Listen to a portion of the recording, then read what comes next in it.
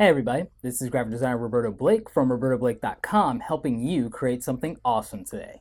So in today's video, we're going to talk about a topic that comes up constantly in your comments and questions to me, both here on the channel, in Facebook, and in Twitter. A lot of you guys constantly are trying to figure out whether you need to be on a desktop as a graphic designer or on a laptop. Now, this is for more than just graphic designers. This is something that comes up for photographers and video editors too. So I'm going to take a moment to address it.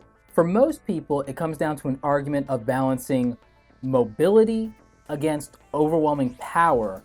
And for others, it comes down to price point. So I'm going to cover the subject from those. I'm also going to give you recommendations for both. You guys might remember that I did a best laptops for graphic design 2014 video. If you haven't seen that, that is here on the channel. So I will leave a link in the description below so that you can check that out. I might do an annotation link somewhere here as well. And I also recently did a video on building a graphic design computer in terms of a desktop. This video is going to touch on things that I covered in both of those videos, but it's going to take it to a different place because you're competing in terms of financial resources and in terms of actual physical resources and time when it comes to the decision between a laptop and a desktop. Now, a lot of you see that on the tutorial videos for different reasons and for editing purposes that I use the Mac here. And part of that has to do with just we're going to record on the biggest possible screen that I have available so that when I'm editing the videos for you guys, it's really nice, it's clear, it's sharp, blah, blah, blah. I have a Windows-based Asus laptop running Windows 7 that I've been using for about 3 to 4 years now, and that machine is a champ. It is a boss. It has 8 gigs, dual core, no video card, believe it or not, and it's handled everything I've thrown at it since Adobe CS6 through all the way to Creative Cloud 2014 with no problem, and that includes After Effects work. So what it comes down to, and by the way, that machine will be retired this summer from the Army of Awesome, unfortunately, but it served loyally, and I'll be talking about the laptop that's going to be replacing it in other videos, and in my 2015 graphic design laptop update, I will definitely address that. But what I want to get at is that you can have a powerful laptop that can be on par or competitive with or be a desktop replacement. The MacBook Pro for 2014 is a great example of this. It's a powerhouse that can stomp certain desktops depending on the price point we're talking about. And it depends on what you want to invest into mobility in terms of a laptop solution. Personally, I want to do more mobilely, and I want to do a lot of traveling. In fact, I'm going to be doing a lot of traveling this year. I'm going to be traveling for an extended period of time throughout the year overall, and I want to be able to produce the same quality of work and results that I do here at my desktop workstation when I'm on the go. So that means I have to have powerful specs, but it means I also have to spend more money. The thing is, there's also a limit to what I can have. In terms of a laptop, you're usually going to be dealing with a 16 gig limit in terms of your RAM. And for most of you, that's more than enough. For some of you, it's actually overkill, and that's fine. So just understand going in that with a laptop, the best you're going to do is i7 processors, quad core, multi-threaded, so you technically have 8 cores in some of them if you go to the top tier like the MacBook Pro, and you'll have 16 gigs of RAM. You may or may not have a dedicated video card of between 1 and 3 gigs depending on what you're spending, and up to a terabyte flash hard drive. So those are your maximum overall limits and thresholds when it comes to a laptop in terms of specs. There are ways to augment that. You could swap out optical bays and put in another hard drive, etc., but that's what you're looking at. In rare cases, like maybe some of the Origin PC laptops or some of the gaming laptops, you can go to 32 gigs, but I don't know that the performance gains are really there on those. I'd have to talk to somebody more experienced with that. I do know that a 16 gig machine, whether it's a laptop or a desktop, is a monster.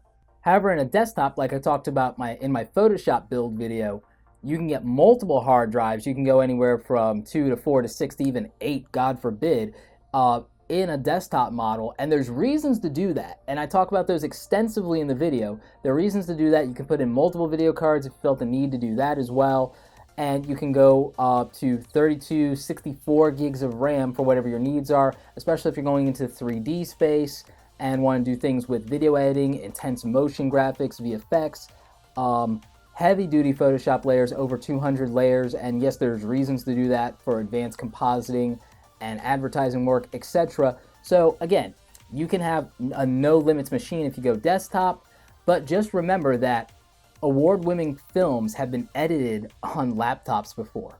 So that does happen, and the capabilities are there.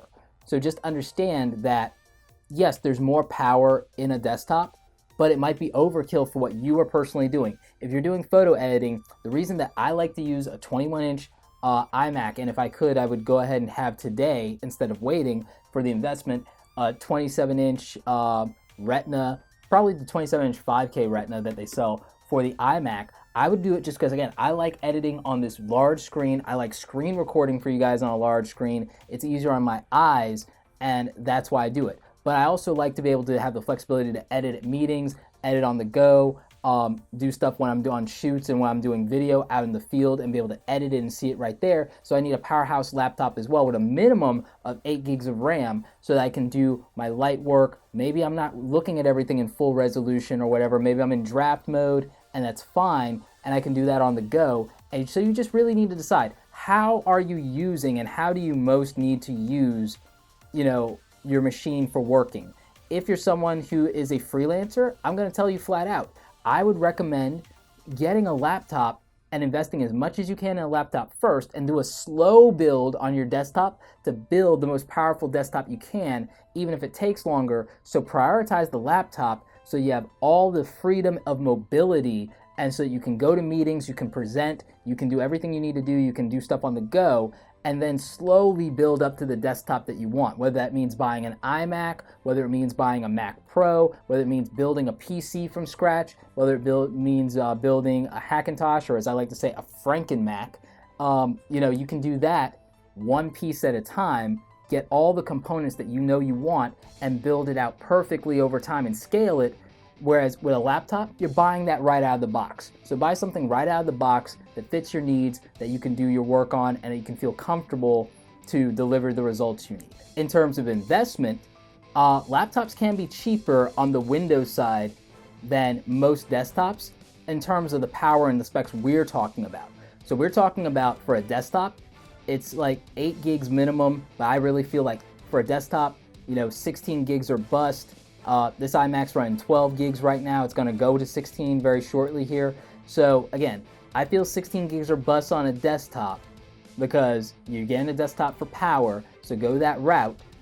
With a laptop, you can deal with 8 gigs of RAM and it will be a champion for you, but if you can get 16, that's better. Or if it's upgradable to 16, then deal with the 8 or 12 out of the box and just upgrade to 16. In terms of price, you can get an 8 gig machine that's going to do what you need to do in terms of Photoshop, Illustrator, InDesign, even Premiere Pro, and After Effects for around $500 or $600. A lot of people don't believe me when I say that, but the specs that are important to the Adobe programs, if you go with something like an Asus laptop or an MSI or something like that, instead of like a Gateway, or you can even get a Dell that's comparable for about $550, $600, that's 8 gigs that'll work really well. It just depends on what brand you go with and what specs you need.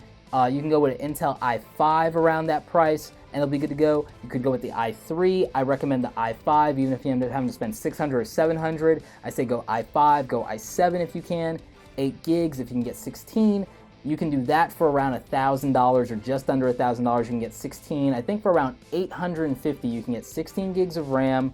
I think it'll have a dedicated video card. I'll have recommendations and specs and stuff in the description below if you're interested in buying that stuff. And I'll have a few desktops out of the box that you can buy as well, including the Mac Mini, because that'll work too. If you have to go with the Mac, you can get a Mac Mini. I don't recommend, if you're doing intense Photoshop work, getting a MacBook Air personally, because I don't feel it meets the spec requirements that we're talking about. So I don't recommend the MacBook Air for that. The other reason is you're spending over $1,000 with the MacBook Air anyway to get a non-Retina screen, and there are Windows machines with better displays than the MacBook Air that cost half the money and have more powerful specs. So that's where I get off there. I would say that the MacBook Air is more for someone who's in the web surfing, possibly doing some light photo editing on the road, that sort of thing. If you're just going to use Lightroom, I guess it's okay. But I personally just wouldn't invest in one. If I'm going to spend that much money, I'm going to just spend the rest of the money and get the MacBook Pro, even if I have to get the 13-inch. But again, you don't have to go the Mac route. You can go the Windows route for what we're talking about for mobile, and then put the real Mac money into something like this, or into the 27-inch version, or the 5K Retina iMac, or even the Mac Pro. You could put the money there if you're gonna go that route.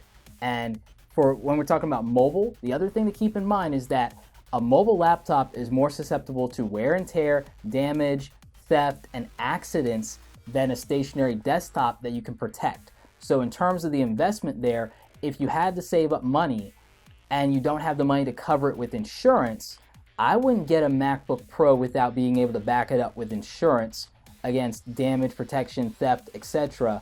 And I'm not just talking the Apple Care policy, I'm talking about actual insurance for that property. So that's the route I would go. If you don't have the money to insure it, it needs to be something that you can replace in 1 gig with freelancing or whatever your business model is. So I would say go ahead and get $1,000, a $500 laptop in the Windows PC side that you can easily replace, that you're not going to be heartbroken about if something happens to it, that you can just go and get a new one. This isn't going anywhere, and it's less likely for something to happen to this than something that I'm carrying around in my book bag, my sling bag, my camera bag, whatever. So just make sure you're getting the insurance. And again, if you're not ready to get the insurance, then invest lightly enough to where you can replace it without difficulty. So that's the other thing. Ultimately, if you're spending little to no time at home, and then you're the type of person that prefers to work from the couch anyway, or from your bedroom, then maybe you don't even need a desktop. I recommend having one, but you could go either way on this. I recommend having a desktop and a laptop. But if you're just gonna start out, my recommendation is when you're getting started to get a laptop, especially if you're a student, because it's affordable. If you have to finance them, they're cheaper to finance. You can do that, and then just be very careful and know that you can work anywhere, anytime, and that you can even run it for a couple of hours without an outlet if you need to. It's just more flexibility. And today, we're all more get up and go. We're all less stationary. And then if you get it to a job and they have a bring your own device policy, you might be more comfortable working on your own machine, so you can do that. So again, I just feel like it gives you more options. A desktop, you're gonna be chained to the same environment. Going out into the world is better for inspiration. I talk about it in my Finding Inspiration video. So a laptop just really opens you up in terms of those possibilities. Well, I hope you guys enjoyed this video. I hope you found it helpful and informative. Again, links to all the stuff I talked about are in the description below, so make sure you're checking that out for those recommendations. If you still have questions about desktops and laptops for graphic design, specs, things like that, let me know in the comments section, or feel free to hit me up on Twitter at Roberto Blake, and I will try and answer your questions in real time if I can. Anyway, like this video if you like it. Don't forget to subscribe. Check out the other awesome content on the channel. As always, you guys, thanks so much for watching, and don't forget, create something awesome today.